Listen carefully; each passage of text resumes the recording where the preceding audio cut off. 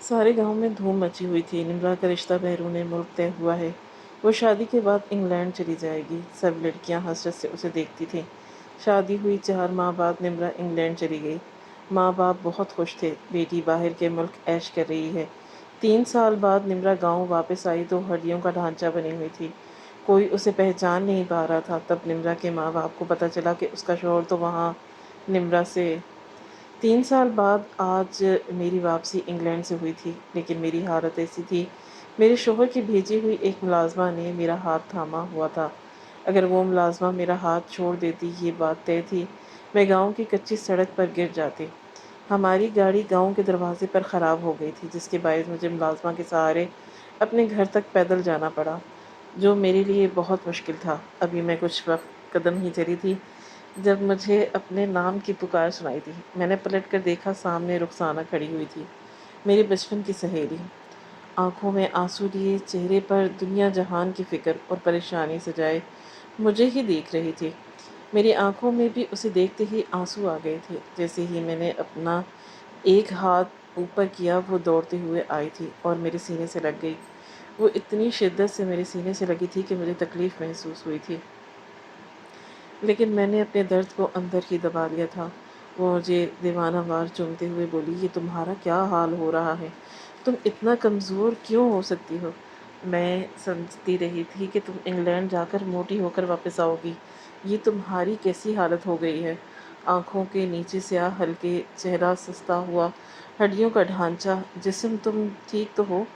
جب تم یہاں سے گئی تھی تم کتنی خوبصورت تھی۔ یہ تمہارا کیا حشر ہو گیا ہے؟ میں کچھ کہتی جب اچانک ملازمہ نے اس عورت کو پیچھے کر دیا تھا اور ہم دونوں کے درمیان کھڑی ہوئی تھی۔ بولی، صاحب کا حکم ہے، باہر کے لوگوں سے بیگم صاحبہ کو ملنے کی اجازت نہیں ہے، تو بہتر ہے آپ فاصلہ رکھ کر بات کریں۔ مجھے معلوم ہے آپ رخسانہ ہیں اور ان کی دوست ہیں۔ جبکہ میں نے حیران ہو کر ملازمہ کو دیکھا تھا۔ اس ملازمہ سے میری ملاقات ایئرپورٹ پر ہوئی تھی۔ ایسے کیسے یہ میرے رشتہ داروں اور دوست احباب کو جانتی تھی؟ لیکن میں نے اپنے جذبات اندر ہی چھپا لیے تھے، کیونکہ ذوالفقار کبھی بھی کچھ بھی کر سکتا تھا۔ اس لیے مجھے حیرانگی ہونا بند ہو گئی تھی۔ اس جیسا انسان ایک شخص کی پوری زندگی کا خلاصہ نکال لے، پھر وہ میرے رشتہ داروں کا خلاصہ کیسے نہیں نکال سکتا؟ رخسانہ فوراً اس ملازمہ کو دیکھتے ہوئے بولی، ملازمہ ہو اپنی اوقات میں رہو، وہ دوست ہے میری، میں نہیں ملوں گی تو اور کون ملے گا؟ جبکہ ملازمہ میرے آگے ہاتھ کرتے ہوئے بولی، اگر آپ چاہتی ہیں کہ آپ کی ہڈی سلامت رہے، بہتر ہوگا فاصلہ رکھیں، ورنہ مجھ سے برا کوئی نہیں ہوگا۔ میں نے بے شک گھریلو لباس پہنا ہوا ہے، لیکن یاد رکھیے گا، مجھے مار پیٹ بہت اچھے طریقے سے آتی ہے۔ جبکہ میں اور رخسانہ بالکل حیران ہو کر اس عورت کی شکل دیکھ رہے تھے۔ رخسانہ فوراً میری جانب دیکھتے ہوئے بولی، یہ کس طرح بات کر رہی ہے اور تم خاموشی سے اس کو دیکھ رہی ہو؟ کیا تم اسے ڈانٹ نہیں سکتی؟ اس ملازمہ کی طرف دیکھا تھا، لیکن آنکھوں کے سامنے ذوالفقار کا چہرہ آ گیا۔ ایک لمحے میں میرا دل سہم گیا اور میں خاموشی سے سر جھکا چکی تھی۔ رخسانہ سے میں اپنے دل کی ہر بات کرنا چاہتی تھی، اس کو اپنی ہر تکلیف بتانا چاہتی تھی، لیکن اب حالات کچھ ایسے تھے کہ مجھے اپنا منہ بند رکھنا پڑا۔ ملازمہ نے مجھے خاموش دیکھا تو میرے ہاتھ کو تھام کر دھیمی آواز میں بولی، بیگم صاحبہ، آپ کے گھر چلتے ہیں، بیچ راستے میں آپ کو کھڑا کرنے سے منع کیا گیا ہے۔ آپ کی حالت ایسی نہیں ہے کہ آپ یہاں کھڑی ہو کر ان سے گفتگو کریں۔ یہ کہہ کر وہ مجھے آگے لے کر بڑھتی گئی۔ جب رخسانہ میرے ساتھ چلتے ہوئے بولی، یہ سب کیا ہو رہا ہے؟ تم اتنا خاموش کیوں ہو؟ ایسا لگ رہا ہے جیسے میں کسی عائشہ کی ہم شکل سے ملاقات کر رہی ہوں۔ تمہیں کیا ہو گیا ہے؟ جبکہ میرے پاس کوئی جواب نہیں تھا۔ میرے ساتھ ذوالفقار کی ملازمہ تھی اور اس کے سامنے اگر میں نے ایک لفظ بھی کہا، ذوالفقار میرے پورے گھر کو برباد کر دے گا۔ یہی ایک خوف میرے دل میں سہمایا ہوا تھا۔ اس لیے میں نے رخسانہ کو کوئی جواب نہیں دیا۔ اس نے راستے میں ایک دو اور سوال کیے تھے، لیکن میرے چہرے کی بے بسی کو دیکھ کر وہ خاموش ہو گئی تھی۔ ایک مختصر مسافت طے کر کے میں اپنے گھر آ گئی تھی۔ گھر کا دروازہ دیکھ کر میری آنکھوں میں آنسو آ گئے تھے، جو اب گال پر بہنے لگے تھے۔ مجھے روتا ہوا دیکھ کر ملازمہ نے میرے ہاتھ کو دبایا تھا اور مجھے دیکھتے ہوئے بولی، بیگم صاحبہ، آنسو صاف کر لے، آپ کو رونے کی اجازت نہیں ہے۔ صاحب نے بولا تھا آپ کو رونے نہیں دینا۔ آپ کے چہرے پر چھائیاں آ جائیں گی۔ میں کچھ کہتی اس سے پہلے ہی رخسانہ نے اچانک اس ملازمہ کو دور دھکیلا تھا اور غصے بھری آواز میں بولی، ہو کون تم جو ایسے فیصلے میری دوست پر صادر کر رہی ہو؟ تمہاری اوقات کیا ہے؟ 2 کوڑی کی ملازمہ ہو اور میری دوست کو سکھاؤ گی اسے کیا کرنا ہے اور کیا نہیں؟ رونے کی اجازت بھی نہیں۔ اور تم سے لے کر اچانک میرے ساتھ آئی ملازمہ آگے بڑھتی تھی اور رخسانہ کے چہرے پر 2 تھپڑ رسید کیے تھے اور اس کا ہاتھ پوری طرح مروڑ کر کمر سے لگا دیا۔ میری اتنی ہمت نہیں ہو رہی تھی کہ اس تماشے کو روک سکوں۔ ملازمہ اس کی دیوار سے لگاتے ہوئے بولی، حد میں رہو اپنی، خبردار جو تم نے ایک لفظ اور بولا، ہمارے درمیان اگر ایک لفظ اور بولا، یاد رکھنا میرے پاس جو گن ہے اس کی 6 گولیاں تمہارے دماغ میں اتار دوں گی۔ اب جاؤ یہاں سے، تم بیگم صاحبہ کے پاس بھی کھڑی نہیں ہوگی، اور اگر تم ان کے پاس آئیں، یاد رکھنا تمہارے لیے اور تمہاری دوست کے لیے اچھا نہیں ہوگا۔ ملازمہ کی ٹون اب بدل گئی تھی۔ اس کا ایسا انداز دیکھ کر میں بھی گھبرا گئی اور لرزتی ہوئی آواز میں بولی، رخسانہ تم اپنے گھر جاؤ، جب میری طبیعت ٹھیک ہو جائے گی میں تمہیں ملاقات کے لیے بلا لوں گی۔ خدا کے لیے میرے لیے مشکلات مت پیدا کرو۔ میری بات سن کر اس نے ایک نظر مجھ پر ڈالی اور روتے ہوئے چلی گئی۔ وہ بھی ملازمہ سے ڈر چکی تھی اور میرا بھی کچھ ایسا ہی حال تھا۔ انگلینڈ میں اندازہ تھا کہ ذوالفقار میرے ساتھ ایسے کسی سعد عورت کو بھیجے گا جو ہر لمحہ میرے ساتھ کسی سائے کی طرح رہے گی، لیکن مجھے یہ اندازہ نہیں تھا کہ وہ اس طرح مار پیٹ بھی کر سکتی ہوگی۔ میں نے اب اس کو دیکھ کر اشارہ کیا تھا کہ دروازے پر دستک دو، کیونکہ میرے ہاتھ اتنے ڈھیلے ہو چکے تھے کہ ہاتھ اٹھانے کی بھی ہمت نہیں ہو رہی تھی۔ انگلینڈ سے پاکستان کا سفر جس مشکلات کا سامنا کر کے میں نے طے کیا تھا، یہ میرا اللہ اور اس کا رسول ہی جانتا تھا۔ دروازے پر دستک دے کر میں اداس نظروں سے اپنے باپ کے دروازے کو دیکھ رہی تھی۔ دل اتنی شدت سے دھڑک رہا تھا کہ ایک لمحے کے لیے ایسا محسوس ہوا کہ حلق سے باہر آ جائے گا۔ میں نے اپنے جذبات قابو کیے ہوئے تھے، کیونکہ مجھے معلوم تھا میں جس طرح بھی برتاؤ یہاں کروں گی، ہر خبر ذوالفقار تک پہنچ جائے گی، اور میں یہی نہیں چاہتی تھی۔ چند لمحے بعد گھر کا دروازہ کھلا تھا۔ میں نے نظر اٹھا کر دیکھا، سامنے میری ماں کھڑی ہوئی تھی۔ 3 سال پہلے جب میں یہاں سے رخصت ہوئی تھی وہ بہت کمزور اور لاچار تھی، لیکن آج ان کو دیکھ کر میں حیران رہ گئی۔ وہ کافی صحت مند ہو چکی تھی۔ شاید بیٹی کو رخصت کر دیا تھا اور ان کو یہی گمان تھا کہ میں انگلینڈ میں عیاشی کی زندگی گزار رہی ہوں، لیکن وہ جانتے ہی نہیں تھے کہ ان کی بیٹی کے ساتھ کیا کچھ ہو چکا ہے۔ مجھے دیکھ کر کچھ دیر کے لیے وہ اپنی جگہ پر تھم گئی اور اگلے ہی لمحے ان کے آنسو آنکھوں سے بہنا شروع ہو گئے تھے۔ میں فوراً آگے بڑھ رہی تھی اور امی کو گلے لگا لیا تھا۔ مجھے گلے لگاتی ہی وہ باقاعدہ آواز سے رونے لگی تھی۔ ان کے لیے آواز سن کر بابا بھی باہر آ گئے تھے اور مجھے دیکھ کر ان کو بھی ایسا ہی حال تھا جیسا امی کا تھا۔ کافی دیر تک میں امی کے گلے لگی روتی رہی اور پھر ان سے علیحدہ ہو کر میں بابا سے ملی تھی۔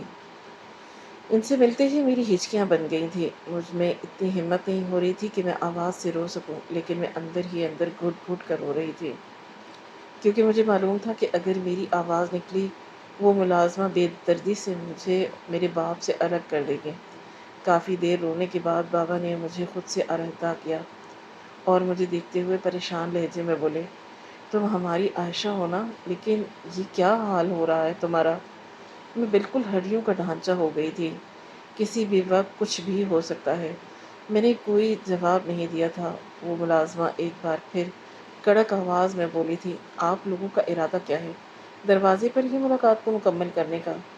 اندر آنے کی دعوت نہیں دیں گے؟ امی بابا نے حیران ہو کر اس ملازمہ کو دیکھا تھا۔ امی کچھ کہتی میں فوراً بولی، امی یہ ذوالفقار کی ورکر ہیں، انہوں نے سختی سے ہدایت کر کے اسے بھیجا ہے کہ میرا خیال رکھا جائے، مگر یہ ذرا بھی کوتاہی دیکھے گی یہ اسی طرح بات کرے گی۔ میری آواز لرز رہی تھی۔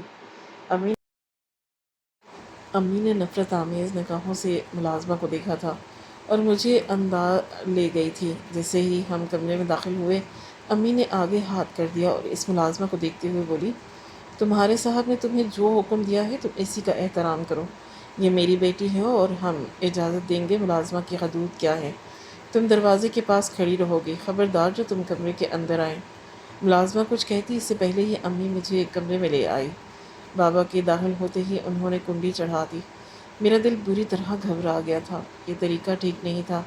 مجھے اندر سے یہی محسوس ہو رہا تھا کہ میں کچھ کہتی اس سے پہلے ہی بابا بولے، تمہارا شوہر اس بات سے ناراض تو نہیں ہوگا کہ تمہاری ملازمہ کے ساتھ ایسا سلوک کیا جا رہا ہے؟ میں نے بابا کی جانب نم آنکھوں سے دیکھا تھا۔ میں ان کو کہنا چاہتی تھی کہ صرف ناراض نہیں ہوگا، میری زندگی برباد کر دے گا، لیکن میرے لبوں سے الفاظ ادا نہیں ہو رہے تھے۔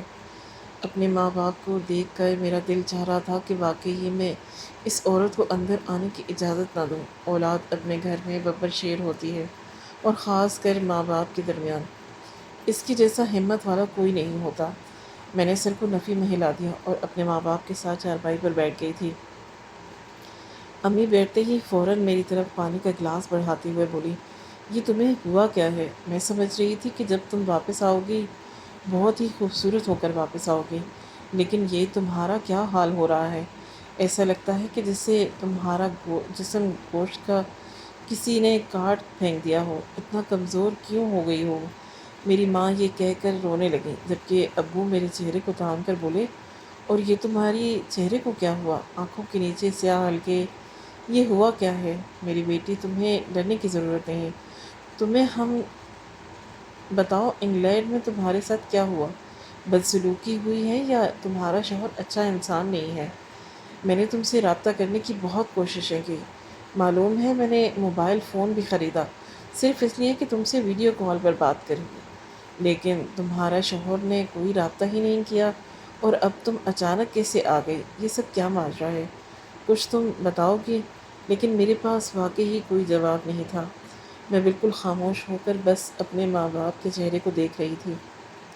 مجھے اتنا سکون مل رہا تھا جس کی کوئی حد نہیں تھی۔ مجھے خاموش دیکھ کر میری ماں میرے قریب آئی تھی اور میرے چہرے کو تھام کر بولی، تمہیں ڈرنے کی ضرورت نہیں ہے، تمہارے ماں باپ تمہارے ساتھ ہیں، اگر ہمیں اپنی جان بھی دینی پڑی ہم تب بھی تمہاری حفاظت کریں گے۔ اپنی امی بابا کو بتاؤ کیا ماجرا ہے۔ مجھے اب حوصلہ ملا تھا، واقعی میں اپنی تکلیف اپنے ماں باپ کو بتا سکتی تھی۔ وہ میری زندگی کا کل اثاثہ تھے، مجھے انہوں نے پیدا کیا تھا، مجھے پال پوس کر بڑا کیا تھا۔ مجھ سے اتنی محبت ان لوگوں کو ہوگی، ایسی محبت کسی کو نہیں ہوگی۔ اور میں نے سنا ہے کہ ماں باپ اپنی اولاد کی خاطر دنیا کو ٹھکرا دیتے ہیں۔ میں نے اپنی نظر اپنے بابا کے چہرے پر ٹکائی اور انہیں دیکھتے ہوئے بولی، بابا ذوالفقار نے میرے ساتھ میں بھی اپنا جملہ مکمل کر دی جب اچانک کمرے کے دروازے پر زور زور سے دستک ہوئی تھی۔ امی بابا اور میں نے گھبرا کر دروازے کی طرف دیکھا تھا، ایسا لگتا تھا کہ جسے دروازہ توڑ دیا جائے گا۔ امی چیخ اور بولی کہ کون ہے دروازے پر؟ کیا ہو گیا؟ اس طرح کوئی دروازہ بجاتا ہے؟ جب باہر سے اس ملازمہ کی آواز آئی، بیگم صاحبہ سے صاحب بات کرنا چاہتے ہیں، وہ کال پر ہیں اور انہوں نے حکم دیا ہے دروازے کو توڑ دیا جائے، لیکن بیگم صاحبہ سے ان کی بات فوراً کروائی جائے۔ خدا کے لیے دروازہ کھولے، ورنہ مجبوراً مجھے دروازہ توڑنا پڑے گا۔ امی غصے سے اپنی جگہ سے کھڑی ہوئی تھی اور مجھے دیکھتے ہوئے بولی، تمہاری اس ملازمہ کو میں چھوڑوں گی نہیں۔ اس کو دیکھ کر بھی مجھے خار آ رہی تھی۔ ابھی میں اس کو اپنے گھر سے نکال کر آتی ہوں، اور کوئی ضرورت نہیں اپنے شوہر سے بھی بات کرنے کی۔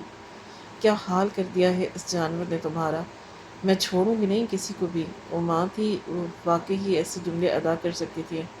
میں کچھ کہتی ہوں اس سے پہلے ہی امی نے دروازہ کھولا تھا۔ ابھی وہ کوئی رد عمل دیتی اس سے پہلے ہی ملازمہ اندر داخل ہو گئی تھی اور میری طرف موبائل فون بڑھاتے ہوئے بولی، صاحب کال پر ہیں، ان سے بات کر لیں اور ان کی بات پر غور کریے گا، اور یاد رکھیے گا اگر آپ نے ان کی بات پر غور نہیں کیا اور ان کی بات کو نہیں مانا تو آپ کے لیے ہی بہت برا ہوگا۔ آپ یہ نہیں سمجھنا کہ وہ دور ہیں تو کچھ نہیں کر سکتے، وہ وہاں بیٹھ کر بھی یہاں پر موجود ہیں، سب کچھ تباہ کر سکتے ہیں۔ اس ملازمہ کی بات سن کر میرے ہاتھ کپ کپانے لگے، خوف سے میری آنکھوں میں آنسو آ گئے، چہرہ لال سرخ ہو گیا تھا۔ میں نے کپ کپاتے ہاتھوں سے موبائل کی طرف ہاتھ بڑھایا جب اچانک میری امی نے موبائل کو چھین کر اسے زمین پر پھینک کر توڑ دیا اور اس ملازمہ کے چہرے پر 2 تھپڑ رسید کر دیے، جبکہ اس افتاد کے لیے ملازمہ تیار نہیں تھی۔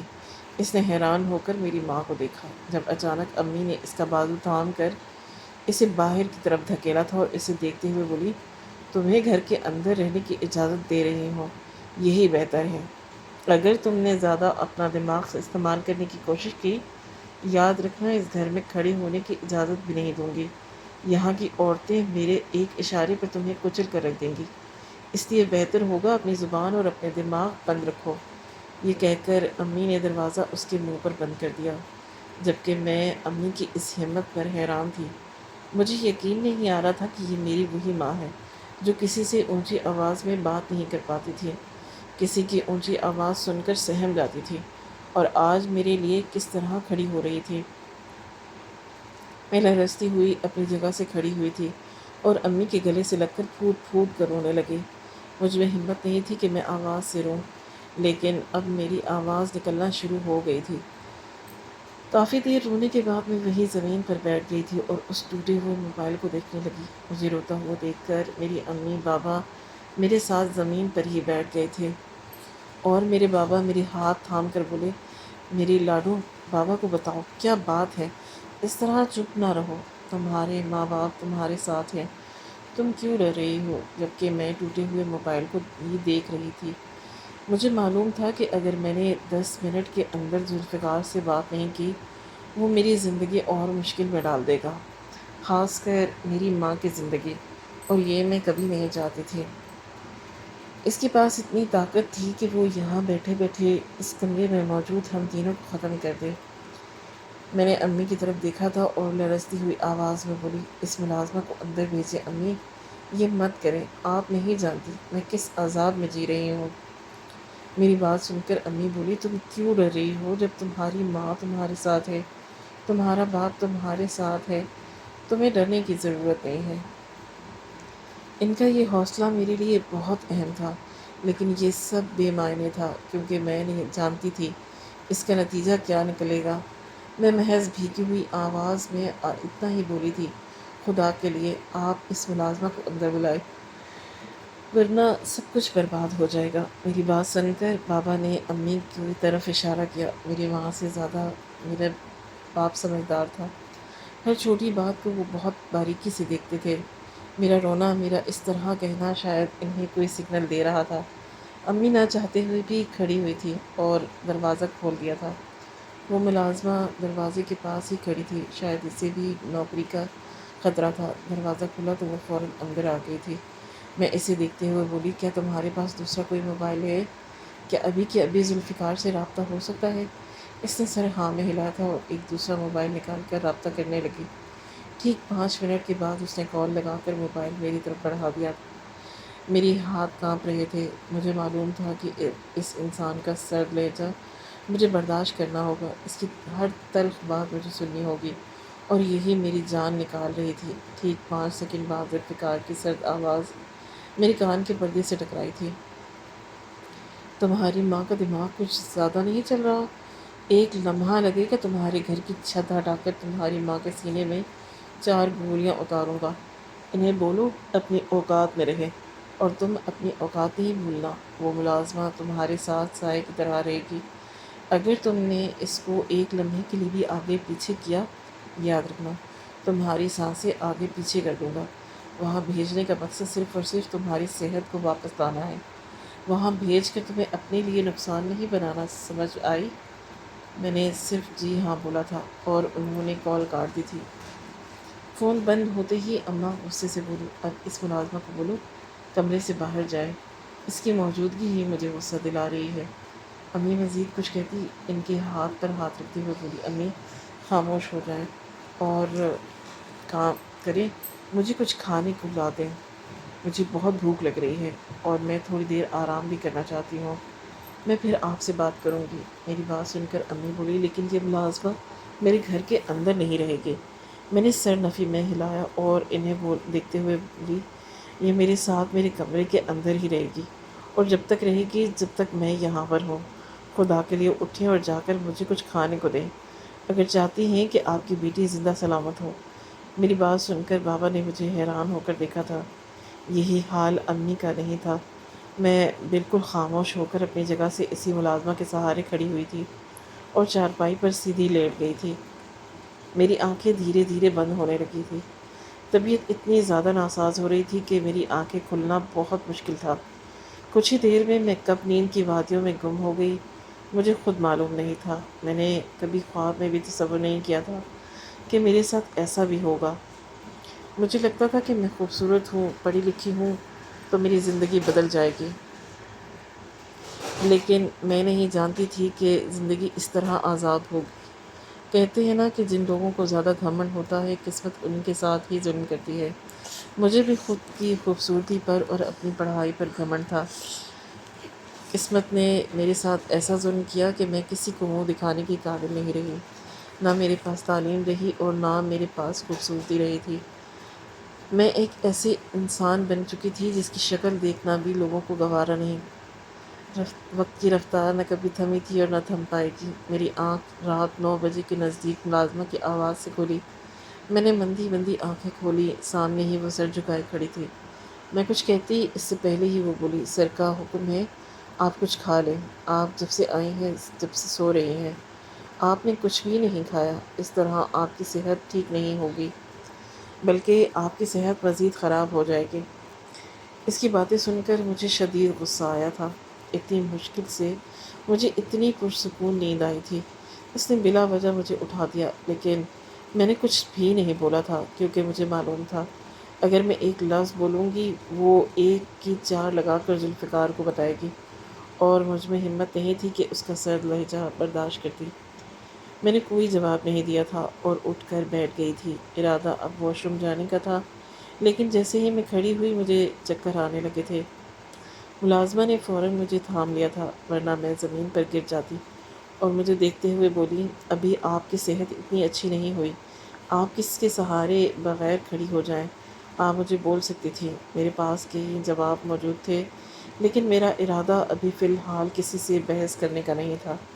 وہ مجھے کمرے سے باہر لے آئی تھی۔ میں نے جیسے ہی قدم واش روم کی طرف بڑھائے، اسی پل باہر کا دروازہ کھلا۔ ہمارا واش روم برآمدے میں تھا۔ گھر کے اندر 2 اسلحے دار گارڈ اور ان کے پیچھے سید جبران داخل ہوا تھا، گاؤں کا سردار۔ ان کو دیکھ کر ایک لمحے کے لیے میں اپنی جگہ پر بالکل تھم گئی تھی۔ میں نے خواب میں بھی تصور نہیں کیا تھا کہ وہ مجھ سے ملنے کے لیے آئے گا۔ مجھے لگا تھا کہ وہ جذباتی وقت ہی تھا اور سب ختم ہو گیا، لیکن آج اس کو اپنے سامنے کھڑا دیکھ کر میں حیران تھی۔ وہ پہلے کی نسبت مزید خوبصورت ہو گیا تھا۔ وہ سید زادہ تھا، اس کے جیسا کوئی حسین نہیں تھا۔ میں کچھ کہتی ہوں اس سے پہلے ہی اس کی آواز میرے کان کے پردے سے ٹکرائی تھی۔ تم ٹھیک ہو؟ اس نے یہ نہیں بولا تھا تم کمزور ہو گئی ہو، تمہارے چہرے کو کیا ہو گیا؟ اس نے صرف یہ پوچھا تھا کہ تم ٹھیک ہو، اور یہ الفاظ میرے لیے بہت اہمیت کے حامل تھے۔ میری آنکھوں میں آنسو آ گئے تھے۔ ملازمہ نے مجھے ابھی بھی تھام رکھا تھا۔ وہ بالکل میرے سامنے آ کر کھڑا ہو گیا تھا۔ میں کچھ کہتی اس سے پہلے ہی اس نے اپنی کمر کے پیچھے رسی ہوئی گن نکالی اور اس ملازمہ کے سر پر رکھی تھی، جبکہ وہ ملازمہ گھبرا کر پیچھے ہوئی تھی۔ اس کے ساتھ موجود گارڈز جو بڑی رائفل کے ساتھ تھے، انہوں نے بھی اس ملازمہ کو اپنی گن تان دی تھی۔ یہ سب بہت حیران کن تھا۔ جبران اس ملازمہ کے آگے ہاتھ کرتے ہوئے بولا، تمہارے پاس جتنے بھی موبائل فونز ہیں، جتنی بھی ڈیوائسز ہیں جن کے ذریعے تم اپنے مالک سے رابطہ کرتی ہو، وہ سب میری ہتھیلی پر رکھ دو۔ یہ گاؤں میرا ہے اور میں اس گاؤں کا سردار ہوں۔ اگر میں نے تمہیں مار دیا، کوئی مجھ سے کوئی سوال نہیں کرے گا، پولیس آئی یا کوئی جج بھی، تب بھی میرے سامنے کوئی کھڑا نہیں ہو پائے گا۔ اس لیے بہتر ہے جو میں کہہ رہا ہوں وہ کرو۔ میری بات سن کر وہ گھبرائی تھی۔ وہ بولی، تمہارے لیے بہت بھاری پڑے گا، یہ سب تم جانتے نہیں ہو۔ میرے پیچھے کس کا ہاتھ ہے؟ جب اچانک جبران نے اس کے چہرے پر زوردار تھپڑ مارا، جس کے تاب نہ لاتے ہوئے وہ اسی پل زمین بوس ہو گئی تھی۔ تھپڑ اتنی شدت سے مارا گیا تھا کہ اس کے ہونٹ پھٹ گیا۔ وہ گھبرا کر بولے، یہ کیا بدتمیزی ہے؟ تم کون ہو یہ سب کرنے والے؟ جب اچانک اس نے فائر کے اس کے پاؤں کے قریب کیا، بر وقت پاؤں پیچھے کرنے کے باعث وہ بچ گئی۔ اس نے گھبراہٹ میں 2 ڈیوائسز اور 2 موبائل فون نکال کر رکھے تھے اور اپنے ہاتھ کھڑے کرتے ہوئے بولی، خدا کی قسم اس کے علاوہ میرے پاس اور کچھ بھی نہیں ہے۔ اگر یقین نہیں تو میرا بیگ چیک کر سکتے ہو، جو گاؤں کے دروازے کے پاس گاڑی کھڑی ہے اس کے اندر موجود ہے۔ جبران نے پیچھے مڑ کر ایک گارڈ کو اشارہ کیا۔ یقیناً اس نے بیگ چیک کرنے کے ہی بھیجا تھا، اور دوسرا گارڈ کو اسے ہتھکڑی لگانے کا بولا۔ یہ سب بالکل حیران نظروں سے دیکھ رہی تھی۔ جیسے ہی اس کو ہتھکڑی لگائی گئی، گاہک اسے کھینچ کر لے آیا، جبکہ جبران میرا ہاتھ تھام کر بولا، تمہیں واش روم جانا ہے؟ میں نے سر کو ہاں میں ہلایا تو وہ اشارہ کر کے مجھے جانے کا بول دیا۔ میں آہستہ آہستہ قدم اٹھا کر واش روم آئی تھی۔ فریش ہو کر میں باہر آئی تو وہیں وہ اپنی جگہ پر کھڑا ہوا تھا۔ میں باہر آتے ہی اس نے مجھے قریب آ کر تھام لیا اور برآمدے میں رکھی چارپائی پر مجھے بہت آرام سے بٹھایا تھا۔ میں تھوڑا حیران بھی تھی کہ امی بابا اچانک کہاں غائب ہو گئے، لیکن میں نے فی الحال یہ سوال نہیں کیا تھا۔ جبران کچھ دیر خاموش رہا اور پھر مجھے دیکھتے ہوئے بولا، مجھے سب کچھ بتاؤ، تمہاری شادی کیسے ہوئی اور تم انگلینڈ میں کیسی زندگی گزار کر گئی؟ تمہاری یہ حالت مجھے بہت کچھ سمجھا رہی ہے۔ تم اچھی طرح جانتی ہو میں ہر شے سے واقف ہوں، اور جو بات مجھے سمجھ آ رہی ہے وہ بہت ہی زیادہ خطرناک ہے۔ اس لیے بہتر ہوگا کہ اپنی زبان سے سب کچھ بتاؤ۔ اس کی بات سن کر میری آنکھوں میں آنسو ہو۔ مجھے سمجھ نہیں آ رہا تھا کہ میں آپ کو اپنی زندگی پر گزری ہوئی داستان کو اس کو سنانا چاہتی تھی۔ ذوالفقار نے یہاں آنے سے پہلے میرے بالوں کو کھینچ کر مجھے سختی سے منع کیا تھا کہ اگر تم نے وہاں جا کر اپنی زبان کو کھولا تو یاد رکھنا، تمہارے ساتھ میں تمہارے گھر والوں کو بھی مار دوں گا، اور تم اچھی طرح جانتی ہو میرے لیے یہ سب کرنا مشکل نہیں، اس لیے میں یہ سب بتاتے ہوئے گھبرا رہی تھی۔ لیکن جبران نے جب میرا ہاتھ تھاما، مجھے حوصلہ دیا۔ وہ واقعی بہت طاقتور تھا، وہ کچھ بھی کر سکتا تھا۔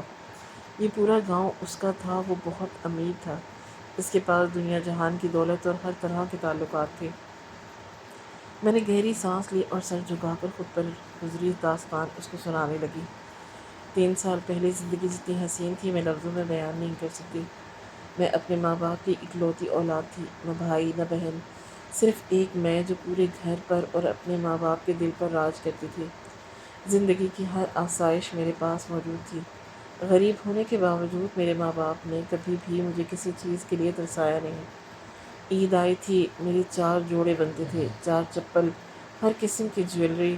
میں اس گاؤں کی سب سے امیر لڑکی اور سب سے خوبصورت تھی، پڑھی لکھی بھی تھی۔ شہر جا کر میں نے اپنی پوری تعلیم کو مکمل کیا تھا، ہر شعور میرے پاس تھا، اور کہتے ہیں نا کہ جب انسان سب سے زیادہ آگے بڑھ رہا ہو، کچھ نہ کچھ ایسا ضرور ہوتا ہے کہ اس کی زندگی تھم جاتی ہے، اور یہ سب آزمائش ہوتی ہے، اللہ تعالیٰ کی طرف سے امتحان ہوتا ہے کہ تم جب سب پا رہے ہو تم خوش ہو، لیکن جب تمہارے پاس سے سب جائے گا کیا تم تب بھی خوش رہو گی؟ کیا تم اس آزمائش پر پورا اتر پاؤ گے؟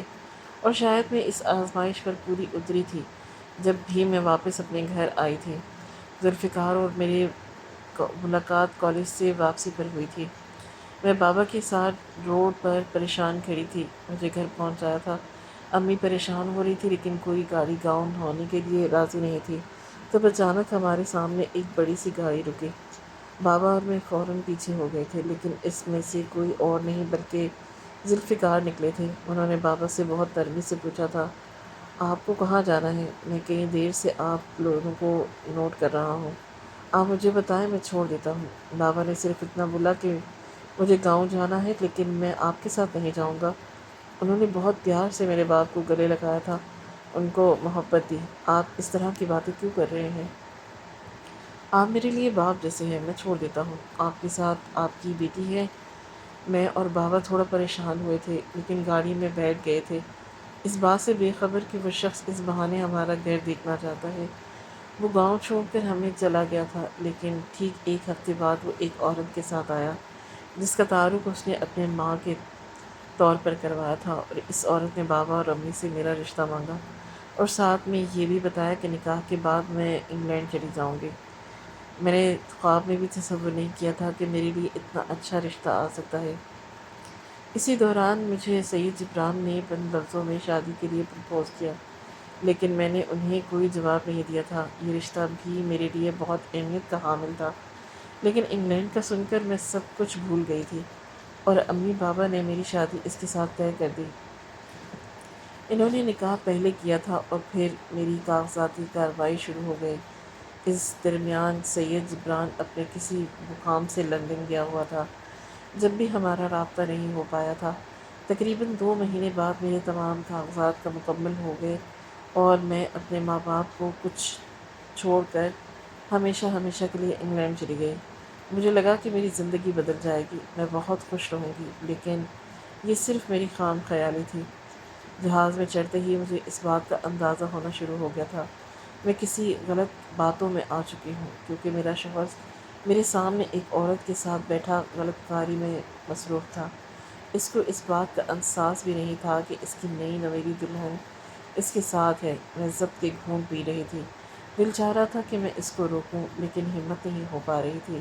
ایک لمبی مسافت طے کر کے ہم انگلینڈ چلے گئے تھے۔ جس گھر میں وہ مجھے لے کر گیا وہ بہت خوبصورت تھا۔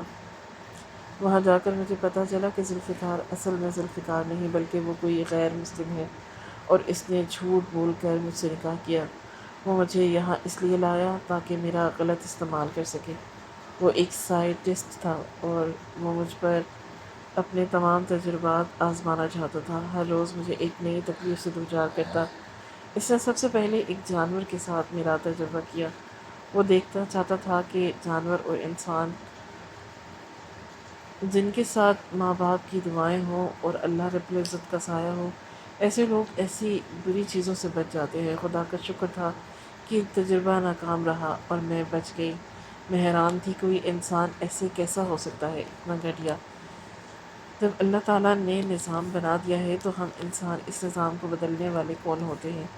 اس نے محض مجھے ہی وہاں قید رکھا، بلکہ میرے ساتھ کچھ اور بھی لڑکیاں تھیں جو میری طرح بے وقوف بن کر پاکستان اور دیگر ملک سے اس کے ساتھ آئی تھیں اور اپنی زندگی برباد کر رہی تھی۔ سال میں وہ 3 دفعہ مجھ پر کوئی نہ کوئی تجربہ ضرور کرتا، جس کے باعث اس بار میری حالت بالکل بگڑ گئی۔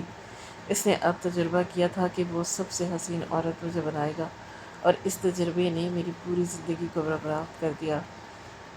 میرے جسم کا خون نکال دیا گیا اور میری آنکھیں بالکل بند ہو گئی تھیں اور میں مرنے کے منگار پر آ گئی۔ اس نے جب میری بگڑی ہوئی حالت کو دیکھا، وہ سمجھ گیا کہ اب اگر میں مزید یہاں رہی تو واقعی مر جاؤں گی، اور اگر میں مر جاتی اسے جیل ہو سکتی تھی۔ اس لیے اس نے اپنی جان چھڑانے کے لیے مجھے یہاں بھیجا تھا کہ میں تھوڑی صحت یاب ہو سکوں اور وہ مجھے واپس بلائے۔ اس کے پاس بہت دولت تھی اور اس دولت کی بنیاد پر وہ مجھے کچھ بھی کر سکتا تھا۔ جو انسان انگلینڈ میں رہتے ہوئے پاکستان کی لڑکی کو اپنے پاس بلا لے، اس کی زندگی برباد کر دے، اس سے اور کوئی امید نہیں کی جا سکتی۔ اس نے بولا ہے کہ میں کچھ مہینے یہاں پر رہوں گی اور پھر وہ مجھے واپس بلا لے گا، لیکن اس درمیان مجھے کسی کو بھی کچھ نہیں بتانا۔ لیکن میں کیسے خاموش رہ سکتی تھی؟ مجھے جب میرے اپنے دکھ نہ جانے کیوں میرے اندر کہیں صرف ہمت آ گئی، اور اتنی ہمت آئی کہ میں اپنا پرانا سب بھول گئی۔ میری بات سن کر سید جبران کی آواز میرے کان کے پردے سے ٹکرائی۔ تم نے اپنے ماں باپ سے رابطہ کرنے کی کوشش کیوں نہیں کی؟ میں ہر ایپ پر موجود ہوں، تم مجھ سے بھی کسی بھی بات کر سکتی تھی۔ میری تصویر ڈی پی پر لگی ہوتی ہے، تم نے مجھ سے رابطہ نہیں کیا۔ ان کی بات سن کر میں ہوش میں آئی تھی، ماضی کو پیچھے چھوڑ کر اب حال میں کھڑی تھی۔ میں روتے ہوئے بولی، میرے پاس نہ موبائل فون تھا اور نہ ہی کوئی ایسا ذریعہ کہ آپ لوگوں سے رابطہ کرتی۔ میں ایک تہہ خانے میں قید رہتی تھی، ایک مجسمہ جس کو وہ اپنے تجربہ کے لیے استعمال کرتا تھا۔ پتہ نہیں میں اب کتنے سال جی پاؤں گی، میرے اندر کیا بچا ہے مجھے یہ بھی معلوم نہیں۔ مجھے لگتا ہے شاید میں اب مر جاؤں گی۔ میری بات سن کر اس نے اچانک میرا ہاتھ تھاما اور بولا، شادی کرو گی مجھ سے؟ تمہارا نکاح اس سے ہوا ہی نہیں۔ جبکہ میرے پاس کوئی جواب نہیں تھا۔ فی الحال میں بالکل خاموش تھی۔ 2 دن کے اندر اندر اس نے اس لڑکی کے ذریعے انگلینڈ میں کمپلین بھیج دی تھی کہ ایک ایسا انسان وہاں موجود ہے جو آپ کی کنٹری کا نام بدنام کر رہا ہے، جو مختلف ممالک کی لڑکیوں کے ساتھ ایسا ظلم کر رہا ہے۔ آپ وہاں ریڈ کریں اور اس کو پکڑیں، وہاں کی خواتین کو بازیاب کروائیں۔ خدا کی کرنی ایسی ہوئی کہ وہ کمپلین پہنچ گئی، اور ٹھیک 1 ہفتے بعد جو نیوز سامنے آئی اس نے میرے قدموں تلے سے زمین نکال دی۔ وہاں کی گورنمنٹ نے فوراً اس کو پکڑ لیا تھا۔ اس تہہ خانے میں موجود 10 لڑکیوں کو آزاد کروا دیا اور اسے سزائے موت کی سزا دی گئی، کیونکہ اس کی وجہ سے وہ 2 لڑکیاں مر بھی گئی تھیں جو مردہ حالت میں اس کے تہہ خانے سے ملی تھیں۔ میں اپنے رب کا جتنا شکر ادا کروں اتنا کم تھا کہ نہ جانے میں واپس کیسے آ گئی۔ کبھی کبھی میں حیران بھی ہوتی ہوں کہ اللہ تعالیٰ اتنا بھی مہربان ہوتا ہے۔ میں وہاں پر بالکل ختم ہونے کی حالت پر آ جاتی تھی، لیکن اس کے باوجود میں نماز نہیں چھوڑتی تھی۔ مجھے نماز کا وقت نہیں معلوم تھا، لیکن بس میں اندازے سے پڑھ لیتی تھی۔ 3 مہینے بعد جب میری حالت بہتر ہونے لگی، میرا علاج ہونے لگا، بہترین سے بہترین ڈاکٹر میرا علاج کرنے لگے، میں بالکل صحت یاب ہونا شروع ہو گئی تھی۔ میرے جسم میں گوشت بڑھنے لگا، خون بہانے لگا۔ میری اچھی خوراک کے باعث میری طبیعت بھی بہتر ہو گئی۔ خاص کر اپنے گھر والوں کو دیکھ کر، اپنی فکر میں ہلکان ہوتے دیکھ کر میں واپس وہی عائشہ بنتی جا رہی تھی جیسے میں یہاں سے گئی تھی۔ اور پھر ٹھیک 3 مہینے بعد میرا نکاح سید جبران سے ہوا۔ اس نے مجھ سے یہ نہیں پوچھا تھا کہ کیا تمہارا وہاں کسی کے ساتھ تعلق تھا، تمہارا ماضی کیسا تھا۔ اس نے کچھ بھی نہیں پوچھا، بس اس نے مجھے میرے حال میں قبول کر لیا۔ شروعات کے 2 مہینے میری طبیعت ٹھیک نہیں رہی۔ مجھے ٹھیک ہوتے ہوتے پورا سال لگ گیا تھا، اور جب میں بالکل صحت یاب ہوئی تب وہ میرے قریب آیا اور اس کے رشتے کو مکمل ہوا، ورنہ ہم دونوں کے درمیان ایسا کوئی تعلق نہیں تھا۔ سید جبران نے میرا جتنا خیال رکھا تھا میں لفظوں میں بیان نہیں کر سکتی تھی۔ آج ان کی وجہ سے ہی میں اب حیات تھی اور ان کے ساتھ ایک بہترین زندگی گزار رہی تھی۔ میں تمام سننے والے ماں باپ کو یہ پیغام دینا چاہوں گی کہ خدا کے لیے اپنی اولاد کو اپنے جگر کے ٹکڑوں کو خود سے اتنی دور مت بھیجیں، خاص کر کسی اجنبی کے حوالے نہیں کریں جب تک آپ اس کے پورے بیک گراؤنڈ سے واقف نہ ہوں۔ اپنے بچوں کی عیاشی کے لیے آپ انہیں بیاہ دیتے ہیں، لیکن آپ نہیں جانتے اس دوسرے ملک میں جانے کے بعد آپ کی بیٹی کے ساتھ کیا ہو رہا ہے۔ آپ نے اسے اتنے نازوں سے پالا ہوتا ہے، اتنی محبت سے پالا ہوتا ہے۔ خدا کے لیے اپنے ساتھ ساتھ اپنے بچوں پر بھی رحم کریں۔ اور میں ان لڑکیوں کو بھی یہ پیغام دینا چاہوں گی جو اس خوش فہمی میں رہتی ہیں کہ باہر ملک جا کر ہماری زندگی بدل جائے گی، اپنوں سے دور ہو کر عیاشی ملے گی، تو یاد رکھیے گا کچھ کو عیاشی ملتی ہے لیکن اپنوں کا پیار نہیں۔ اگر ماں باپ پاس نہ ہوں تو انسان ادھورا ہوتا ہے، خوشیاں ہونے کے باوجود اس کے پاس کچھ نہیں ہے۔ اس لیے اپنے ماں باپ کے پاس رہیں، اور اگر باہر ملک شادی کرنی ہے، اپنے آپ کو اپنوں سے دور کرنا ہے، تو اپنے لیے ایک ایسے انسان کو منتخب کریں جو واقعی بہترین ہو، جو آپ کا خیال رکھ سکے، برا نہ ہو اس کے بارے میں آپ کا پورا خاندان بلکہ آپ کے محلے کے لوگ بھی جانتے ہوں کہ وہ کیسا انسان ہے اور اپنی زندگی میں کیا کچھ کر چکا ہے۔ بنا جانچ پڑتال کے اپنی بیٹیوں کی شادی نہ کریں، کیونکہ یہ معاشرہ اس قابل نہیں کہ آپ کی پھولوں سے بنی ہوئی بیٹی کو قبول کر سکے۔ ناظرین، آپ کو آج کی کہانی کیسی لگی کامنٹ باکس میں اپنی رائے کا اظہار ضرور کریں۔